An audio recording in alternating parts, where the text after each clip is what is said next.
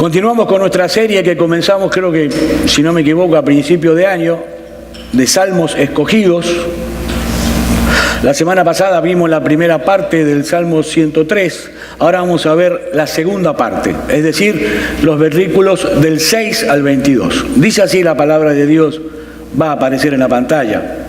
Jehová es el que hace justicia y derecho a todos los que padecen violencia. Sus caminos notificó a Moisés y a los hijos de Israel sus obras. Misericordioso y clemente es Jehová, lento para la ira y grande en misericordia. No contendrá para siempre, ni para siempre guardará el enojo. No ha hecho con nosotros conformes a nuestras iniquidades, ni nos ha pagado conforme a nuestros pecados. Porque como la altura de los cielos sobre la tierra, engrandeció su misericordia sobre los que le temen. Cuanto está lejos el oriente del occidente, hizo alejar de nosotros nuestras rebeliones. Como el Padre se compadece de los hijos, se compadece Jehová de los que le temen. Por Él conoce nuestra condición, se acuerda de que somos polvo. El hombre como la hierba son sus días, florece como la flor del campo, que pasó el viento por ella y pereció, y su lugar no la conocerá más. Mas la misericordia de Jehová es desde la eternidad hasta la eternidad sobre los que le temen, y su justicia sobre los hijos de los hijos, sobre los que guardan su pacto y los que se acuerdan de sus mandamientos para ponerlos por obras. Jehová estableció en los cielos su trono y su reino domina sobre todos. Bendecid a Jehová, vosotros sus ángeles, poderosos en fortalezas, que ejecutáis su palabra, obedeciendo la voz de su precepto. Bendecid a Jehová, vosotros todos sus ejércitos, ministros suyos que hacéis su voluntad. Bendecid a Jehová, vosotros todas sus obras, en todos los lugares de su señorío. Bendice, alma mía, a Jehová. Hermanos, uno de los temas más candentes en la iglesia contemporánea de hoy es el tema de la alabanza en el culto de adoración, sobre todo en lo que respecta a la música y a los instrumentos que nosotros utilizamos para acompañar nuestros himnos. Hay mucho debate al respecto, yo no voy a entrar en ningún debate, yo simplemente quiero responder esta pregunta que les voy a hacer.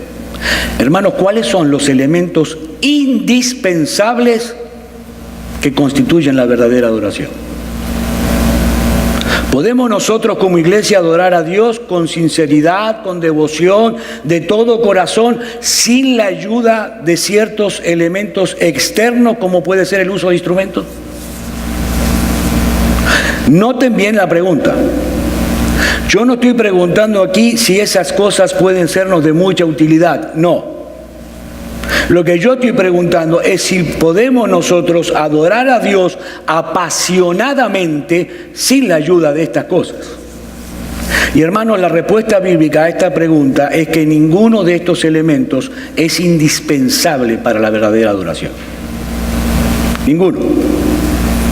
De hecho, fue una de las enseñanzas que el Señor Jesucristo le dio a la mujer samaritana en Juan capítulo 4.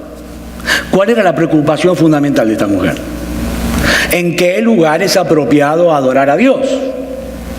Nosotros, los samaritanos, adoramos en el monte Gerizim. Ustedes, los judíos, dicen que se debe adorar en Jerusalén. ¿Cuál es el lugar apropiado? Y Cristo le hizo ver a esta mujer que todos esos elementos externos que tuvieron tanta importancia en la adoración del antiguo pacto han perdido su relevancia en el nuevo pacto. Jesús le dice en los versículos 23 y 24 de Juan capítulo 4, mas la hora viene y ahora es cuando los verdaderos adoradores adorarán al Padre en espíritu y en verdad. Porque también el Padre tales adoradores busca que le adoren. Dios es espíritu y los que le adoran en espíritu y en verdad es necesario que le adoren. Hermanos, he ahí las únicas dos cosas que son absolutamente indispensables para que nosotros podamos adorar a Dios de una manera adecuada, de una forma como Él quiere que le adoren, en espíritu y en verdad. los dos elementos fundamentales para una verdadera adoración. La verdadera adoración, la verdadera alabanza, solo requiere de un corazón que responde adecuadamente a lo que Dios nos ha revelado acerca de sí mismo en su palabra y a los favores que Él nos muestra en su providencia cada día. Sí, es bueno contar con instrumentos. Gloria a Dios por los instrumentos. Gloria a Dios por los músicos y por los cantantes. Son muy buenos, pero no son indispensables. No son indispensables. Y hermanos, cuando una iglesia necesita imperiosamente de estas cosas para poder adorar a Dios, hay algo que no está bien en esa iglesia. Hay algo que no está bien. Es por eso que alguien dijo con mucha razón que lo único que se necesita para ser un buen adorador es tener buena memoria. Lo único que se necesita, buena memoria. La memoria juega un papel fundamental en nuestra alabanza y en nuestra gratitud. Como comenzamos a ver, recuerdan la semana pasada en el Salmo 103, en los versículos 1 al 5.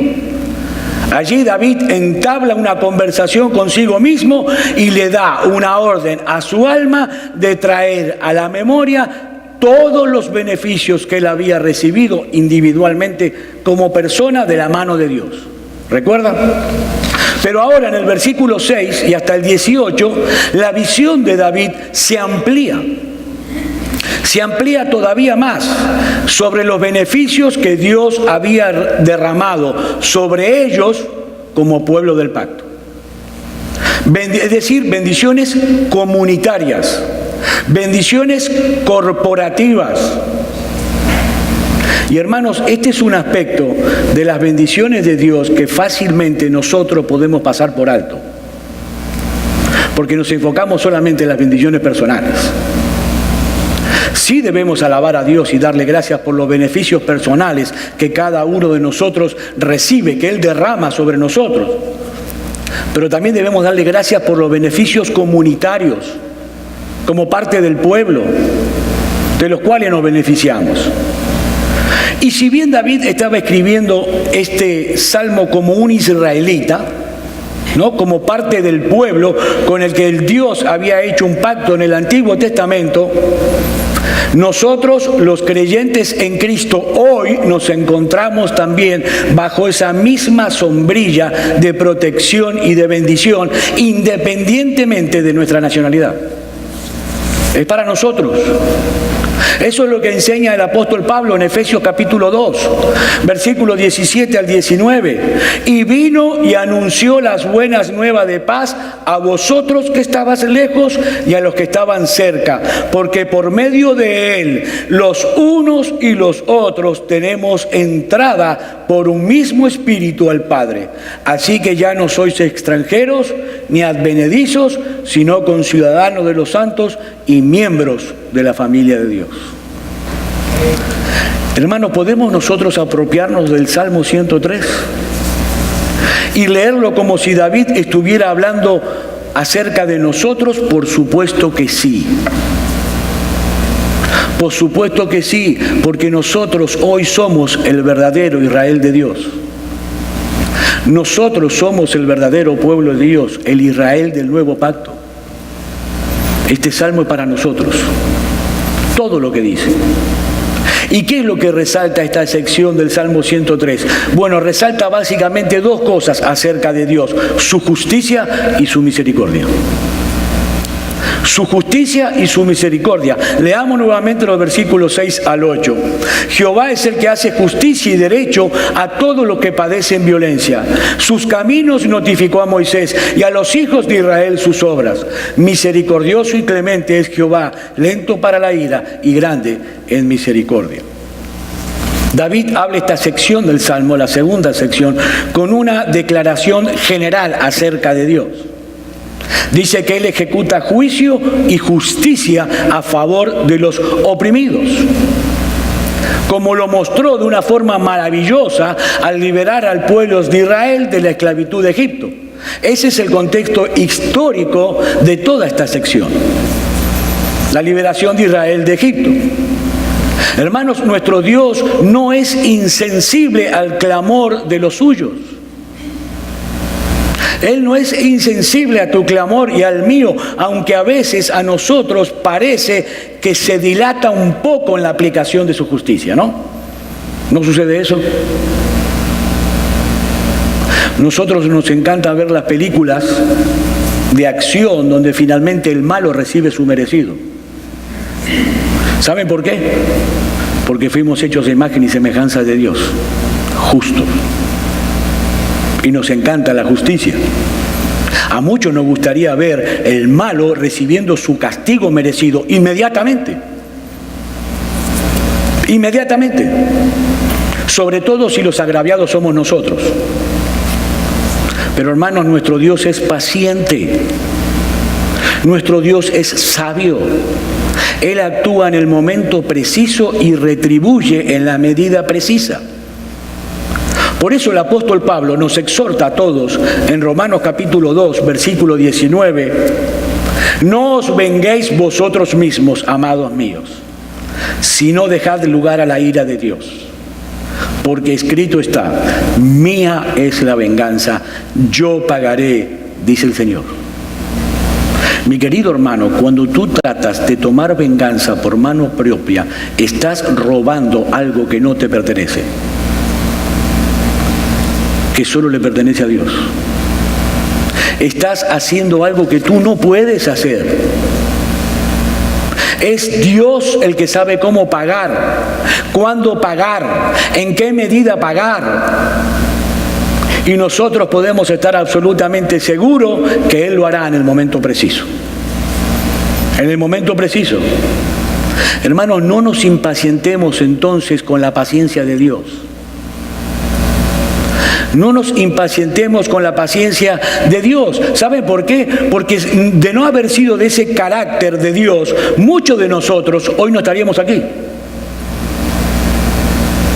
Si no hubiera sido por la paciencia de Dios, muchos hoy no estaríamos aquí. Hermanos, ¿qué hubiera sido de nosotros si Dios no hubiera sido paciente? El día llegará en que la justicia de Dios será ejecutada en toda su plenitud, pero hermanos, nosotros debemos estar muy agradecidos por la paciencia y la misericordia con la que Dios trata con sus criaturas. Muy agradecidos. ¿Cuántas cosas podría haberle dicho Dios a Moisés acerca de sí mismo, de su persona? ¿Cuántas cosas? Bueno, podría haberle hablado acerca de su majestad, de su magnificencia, de su poder, de su soberanía. Podía haber reventado la cabeza de Moisés explicándole o revelándole algunas cosas acerca de su esencia, cómo es un solo Dios en tres personas. Podía haber hecho todo eso. Pero sin embargo dice que Dios decidió revelarle a Moisés de sí mismo su carácter compasivo y misericordioso. Dios prefirió enseñarle eso. Versículos 9 y 10. No contenderá para siempre, ni para siempre guardará el enojo. No ha hecho con nosotros conforme a nuestras iniquidades, y nos ha pagado conformes a nuestros pecados. El hombre tiende a espantarse, a horrorizarse cuando ocurre una tragedia, la que sea. Y hay gente que cuestiona a Dios diciendo: ¿dónde está Dios en medio de esta tragedia? Pero hermanos, lo cierto es que Dios es sorprendentemente paciente con el hombre. Sorprendentemente paciente con nosotros. Y de manera particular con su pueblo. Su trato para con nosotros no camina a la par de nuestros méritos, créanme. Su paciencia es infinita. Si Dios decidiera darnos lo que realmente cada uno de nosotros nos merecemos, hermanos, nosotros estaríamos en una mala situación. Y ni hablar de los pecadores. Ni hablar. Pero gracias a Dios, Él nos mira en Cristo. Y yo sé que esto es algo que David no conocía en plenitud en ese momento en el que escribió este salmo. Pero David sí sabía que la misericordia de Dios era un atributo sorprendente, maravilloso, por el cual debemos estar sumamente agradecidos. Ahora, si el conocimiento limitado que David tenía acerca de la obra redentora de Dios fue suficiente para él, para moverlo a darle un decreto, una orden a su alma para que alabara a Dios y le diera gracias por todos sus beneficios, hermanos, ¿cuánto más no debemos hacerlo nosotros hoy que vivimos de este lado de la cruz? Y que sabemos perfectamente el precio tan alto que Dios tuvo que pagar para tener misericordia de nosotros. ¿Cuánto más? El Señor no podía pasar por alto su justicia, porque es justo. Si Él pasara por alto su justicia, no sería justo, entonces no sería Dios. Él no podía pasar por alto su justicia para mostrar su amor a sus criaturas pecadoras. Alguien tenía que pagar el precio de todas nuestras transgresiones, y eso fue exactamente lo que nuestro Señor Jesucristo hizo al morir en la cruz por nosotros. La justicia de Dios quedó plenamente satisfecha cuando Cristo tomó nuestro lugar, y ahora nosotros estamos escondidos en Él. Escondidos en Él. ¿Qué significa esto? Que cuando Dios nos mira a través de la justicia de Cristo. Y cuando Dios nos da, no nos da lo que realmente nosotros merecemos, sino lo que da lo que merece su Hijo. Hermanos, qué impresionante bendición.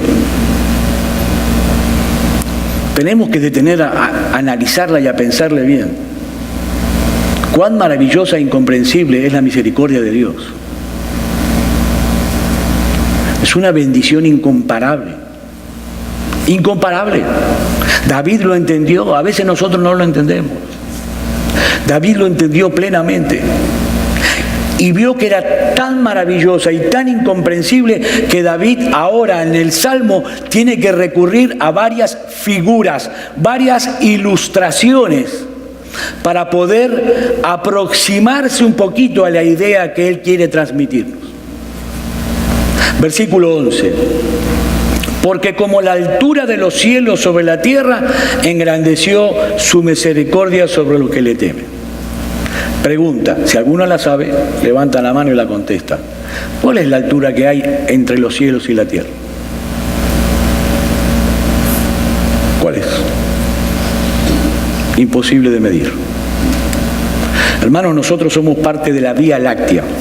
La Vía Láctea es un universo dentro del mismo universo, un universo dentro de un universo donde hay miles de millones de esas galaxias que nosotros ni sabemos dónde están, no tenemos ni idea de qué tamaño es el universo. ¿Sabe por qué? Porque no existe un solo aparato creado por el ser humano que pueda llegar a medir el universo entero. Es imposible de medir. En nuestra percepción humana, el universo es infinito. Es imposible de medir la distancia entre la tierra y el cielo. No tiene fin. Por eso Albert Einstein decía, el universo es curvo, finito, pero ilimitado. Es ilimitado. No hay forma de medir la distancia entre el cielo y la tierra. Bueno, escúchame bien. Así de infinita es la misericordia y el amor de Dios sobre ti. Así de infinita. Versículo 12.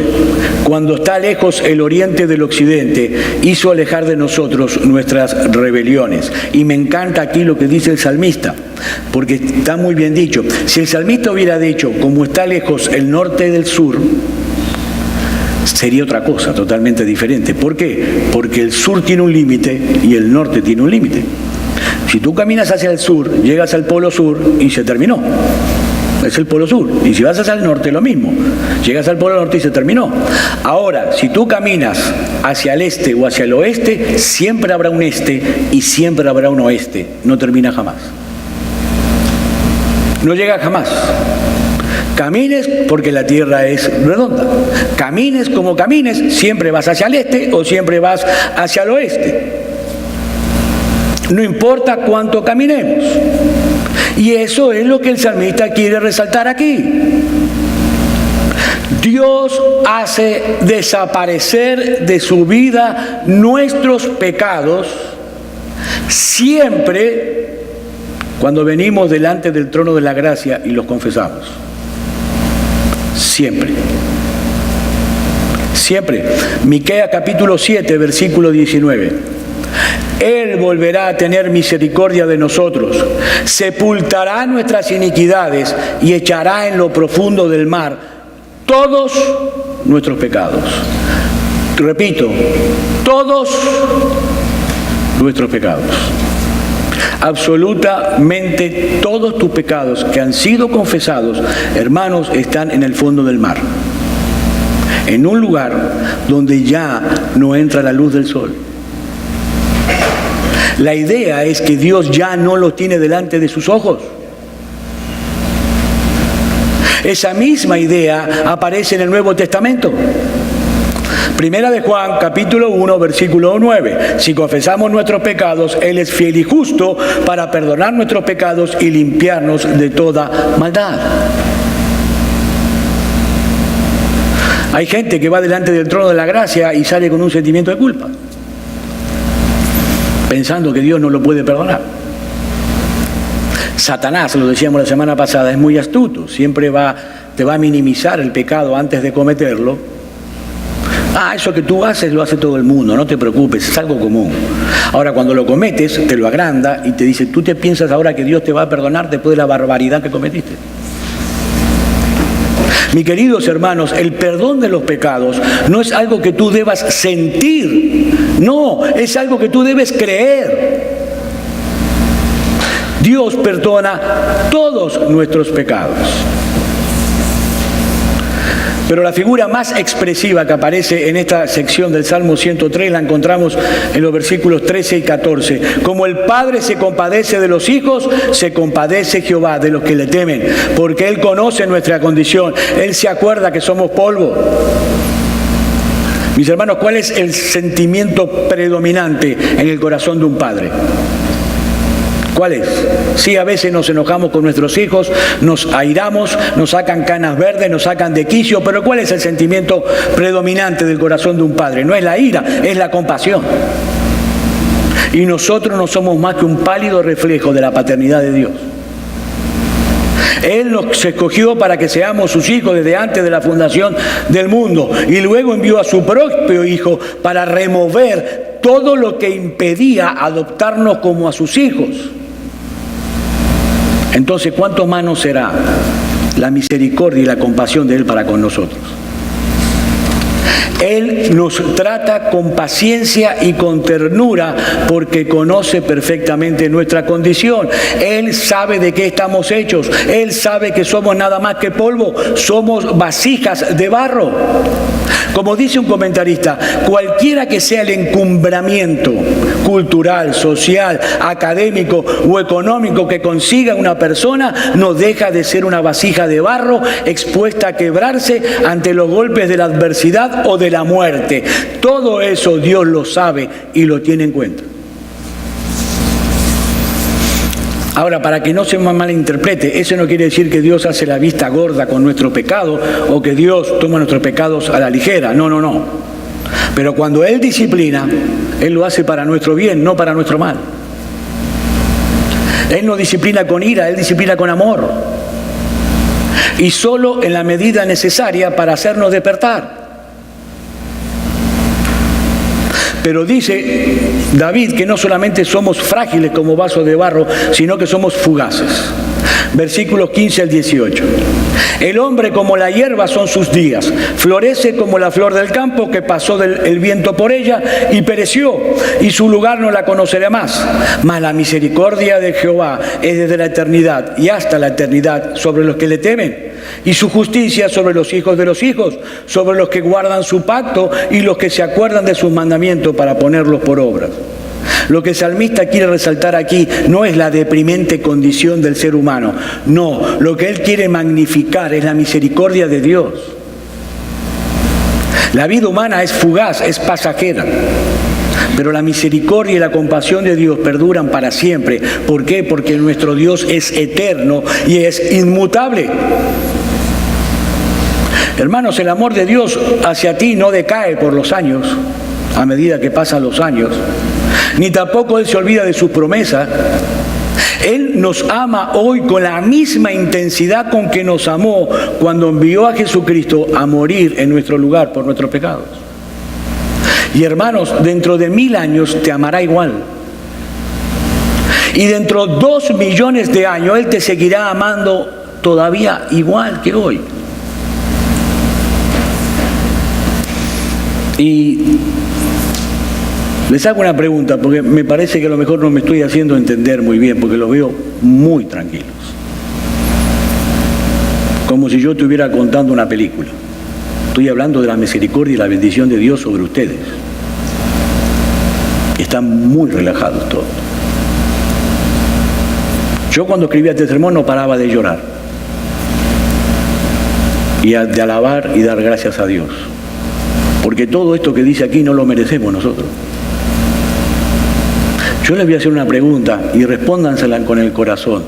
¿No tenemos nosotros, los que estamos aquí hoy, razones más que suficientes para alabar a Dios y darle gracias, independientemente de cualquier situación difícil por la que puedas estar atravesando en este momento?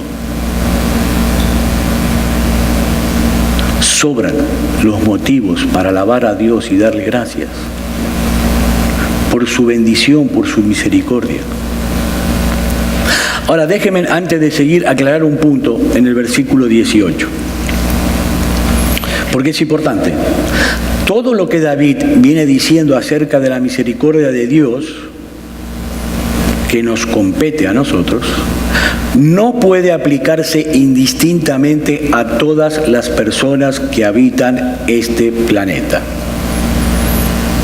Porque eso es un error muy común, más en estas fechas. No es para todo el mundo lo que dice el Salmo 103. Lo dice el mismo Salmo 103. Veamos otra vez el versículo 13.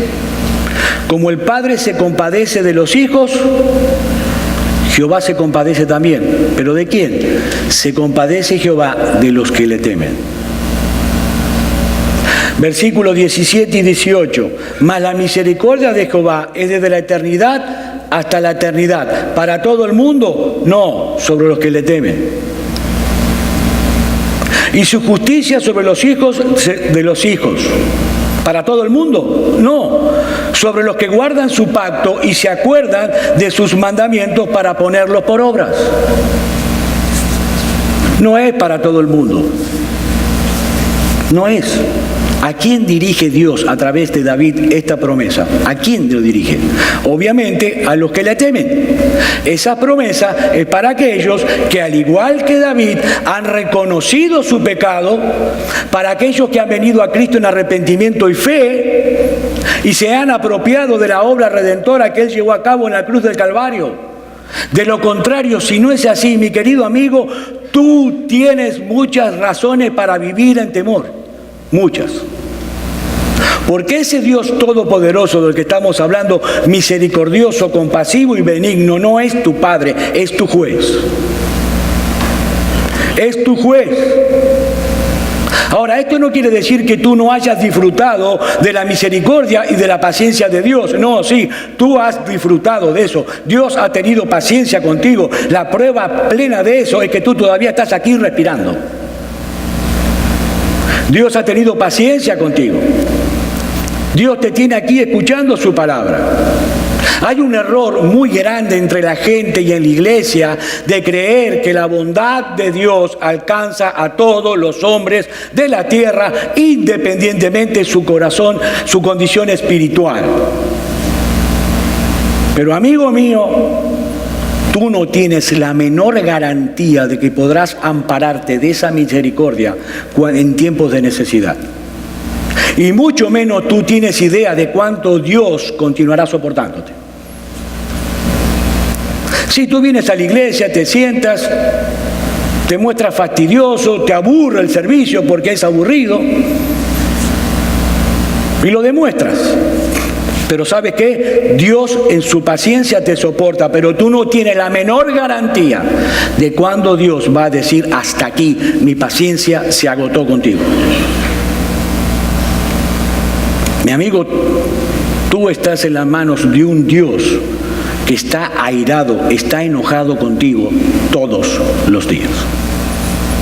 Todos los días. Uno de los errores más tremendos de la iglesia moderna y de otras iglesias que escucho constantemente es la creencia de que Dios aborrece el pecado pero ama al pecador. Eso es una mentira. Eso es una mentira. No lo digo yo, no lo dice la iglesia presbiteriana, lo dice la Biblia. Dios aborrece al pecado y aborrece al pecador. ¿Sabes por qué? Es muy fácil, porque Dios no va a enviar tu pecado al infierno, te va a enviar a ti. Aborrece tu pecado y te aborrece a ti. No, Dios no ama a los homosexuales como dicen por ahí. No los ama. Ni ama al adúltero, ni ama al fornicario, ni ama al ladrón, ni al asesino, no los ama. Dios aborrece al pecado y aborrece al pecador. Y la única razón porque todavía no te ha enviado a ti al infierno es porque Él en su infinita bondad, en su infinita misericordia, en su paciencia infinita, ha interpuesto bondad contigo y ha dilatado su ira. Mi querido amigo, escúchame bien, no juegues con la paciencia y con las cosas de Dios. No juegues, ven a Cristo ya mismo, ven a la cruz. Ven a Él clamando misericordia y perdón de pecados. No juegues. Si Cristo no es tu Señor y Salvador, Dios no te ama. Aborrece tu pecado y te aborrece a ti. Romanos capítulo 2, versículo 4. ¿O menospreciarás las riquezas de su benignidad, paciencia y longanimidad, ignorando que su benignidad te guía al arrepentimiento? Te guía al arrepentimiento. Mi amigo, si tú mueres en pecado sin haberte reconciliado con Dios, la misericordia y la compasión quedarán fuera de tu alcance por los siglos de los siglos. Eso es el infierno, aunque el Papa diga que no existe. La Biblia dice que sí existe. Jesucristo dice que sí existe. Eso es el infierno, un lugar donde el hombre ya no disfrutará nunca más, ni siquiera de una gota de la misericordia de Dios. Eso es el infierno. Por eso es que la Biblia te urge constantemente a buscar a Jehová mientras Él pueda ser hallado. Porque el día vendrá en que esa oportunidad se habrá perdido para siempre para ti. Te repito, amigo, ven a Cristo, ven a la cruz, entrégale tu vida. Él es el único camino. Él es la única verdad. Clama a Él por misericordia y obtendrás perdón de pecado y vida eterna. Pero David todavía tiene algo más que decirnos y decirse a sí mismo para animarse y darle a Dios la alabanza y las gracias que Él merece. Habiendo ya contemplado los beneficios individuales, en la primera sección que vimos, y los comunitarios, en la segunda sección que hemos recibido como pueblo de Dios, de la mano de Dios, sin merecerlo, ahora el salmista alcanza su punto más alto al contemplar el gobierno de Dios sobre todo lo creado. Versículo 19 al 22. Jehová estableció en los cielos su trono y su reino domina sobre todos. Bendecid a Jehová vosotros sus ángeles, poderosos en fortaleza, que ejecutáis su palabra, obedeciendo la voz de su precepto. Bendecid a Jehová vosotros todos sus ejércitos, ministros suyos, que hacéis su voluntad. Bendecid a Jehová vosotras todas sus obras, en todos los lugares de su señorío. Bendice, alma mía, a Jehová. Es decir, no es suficiente que su alma alabe a Dios o que todo el pueblo de Dios se congregue para celebrar su justicia y su misericordia. No, David extiende ahora su invitación a los ángeles y a todo lo que Dios ha creado. ¿Para qué? Para que prorrumpan en alabanza al Dios de los cielos, al cual deben su existencia y su sostén. Y lo que me llama poderosamente la atención es el hecho de que luego que David invita a los ángeles y a toda la creación a darle gloria a Dios, el salmista concluye el salmo de la misma manera como lo comenzó. Bendice, alma mía, a Jehová. ¿Y saben por qué? porque en muchos sentidos nuestra alabanza es superior a la de los ángeles y a la de la creación. Un comentarista escribió: el resto del universo alaba al gobernador poderoso. Nosotros bendecimos al Jehová perdonador y compasivo. La naturaleza y los ángeles, los mares, los bosques, las estrellas ensalzan, glorifican a su creador y su sostenedor. Pero nosotros podemos bendecir al Dios que perdona iniquidades, al Dios que sana dolencias, al Dios que corona nuestra vida de favores y de misericordias. Hermanos míos, demos la alabanza y la gratitud que Dios merece, porque su gracia, su bondad y su amor, y ustedes van a decir que sí, van a concordar conmigo, ha sido más que abundante en nuestras vidas, más que abundantes. Muchos de nosotros pueden decir, como dijo el salmista, que Dios no nos ha pagado conforme a nuestros pecados, sino conforme a la muchedumbre de su misericordia. Y saben una cosa que es más maravillosa todavía, y por la cual tenemos que saltar todavía más: lo que Él tiene reservado para nosotros es inmensamente superior a todo lo que nosotros hemos recibido hasta ahora. Todas las bendiciones que Dios ha derramado y que seguirá derramando por el resto de nuestras vidas no son más que el appetizer, un anticipo del banquete que vendrá. De ese banquete que Él nos ha preparado cuando todos nosotros estemos en su presencia en gloria. No es por falta de motivos que nosotros dejamos de alabar a Dios y darle gracias. No, es por falta de motivación. Por falta de motivación. David le dio un decreto a su alma. Y yo quiero proponerles a ustedes hoy aquí, al Ministerio Hispano, que nosotros también le demos ese mismo decreto a nuestra alma hoy. Que le demos esa misma orden a nuestra alma hoy. Bendice, alma mía, Jehová, y bendiga todo mi ser su santo nombre. Bendice, alma mía, a Jehová, y no olvides ninguno de sus beneficios. Vamos a orar.